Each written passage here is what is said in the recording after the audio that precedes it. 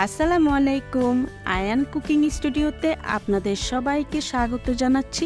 খুব সহজেই খুবই মজাদার পুডিং কিভাবে তৈরি করবেন সেই রেসিপিটি দেখার জন্য। পুডিং আমরা কম বেশি সবাই তৈরি করতে পারি, তবে যারা নতুন তাদের জন্য কাজে আসবে। আর এই পুডিংটা তৈরি করতে 15 মিনিট সময় লাগে। তো চলুন দেখে আসি কিভাবে তৈরি করতে হয়।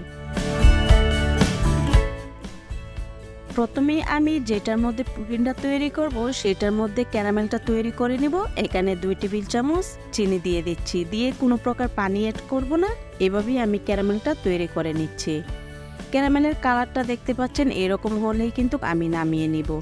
আর এই পর্যায়ে আমি 1 কেজি দুধকে জাল করে আমি এখানে 400 গ্রামের মতো করে নিয়েছি। আর এটা খুবই ঘন হয়েছে, দেখতেই পাচ্ছেন। আর এখানে আমি 3টা ডিম নিয়েছি। আর এই 3টা ডিম আমি ভেঙে এখন এই লিকুইডের মধ্যে দিয়ে দিচ্ছি। দিয়ে এটা খুব ভালোভাবে কিন্তু ফেটিয়ে নিতে হবে।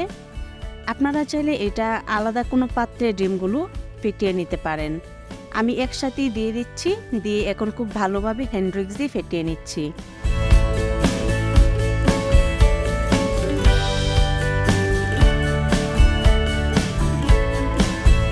খুব ভালোভাবে যখন ফাটানো হয়ে যাবে এই পর্যায়ে আমি দিয়ে দিচ্ছি ভ্যানিলা এসেন্স।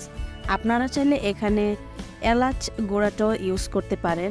আর আমি কিন্তু দুধ জাল করার সময় চিনিটা দিয়ে দিয়েছি। আর এখানে আমি যে পাত্রের মধ্যে পুডিংটা তৈরি করব এই পাত্রে একটা চাকনি দিয়ে ছেঁকে নিচ্ছি, যাতে কোনো লাঞ্চ না থাকে।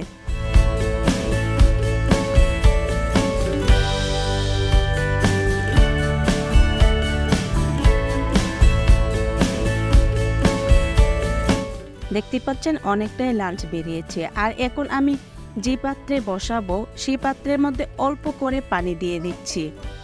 দিয়ে আমি চুলার মধ্যে বসিয়ে দিয়েছি। প্রথম 5 মিনিট আমি একটু হাই হিটে জাল করব। যখন পানিটা খুব ভালোভাবে বলক উঠে যাবে এই পর্যায়ে জালটা আমি লো ফ্লেমে করে দিব।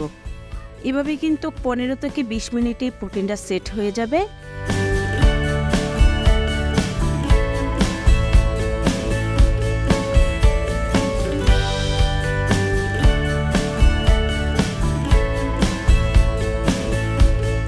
ফিরে আসলাম 15 মিনিট পর। একটা টুথপিক দিয়ে দেখিয়ে দিচ্ছি, খুব সুন্দরভাবে পুডিংটা হয়ে গেছে।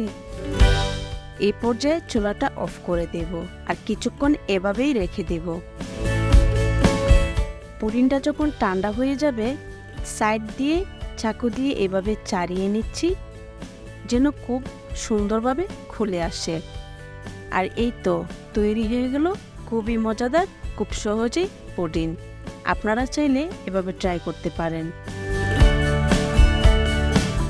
ভিডিওটি যদি আপনাদের ভালো লাগে ফ্রেন্ডস অ্যান্ড ফ্যামিলির সাথে শেয়ার করবেন। আর যারা ফেসবুক পেজ থেকে দেখছেন প্লিজ ফলো করে দেবেন। আর যারা ইউটিউব থেকে দেখছেন প্লিজ সাবস্ক্রাইব করে দেবেন।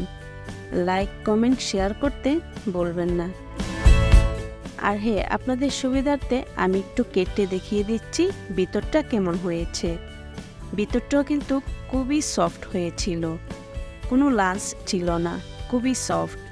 এভাবে যদি আপনারাও ট্রাই করেন আমার মতো করে খুব সহজেই 15 মিনিটে পুডিং তৈরি করতে পারবেন। তো সবাই অনেক বেশি ভালো থাকবেন।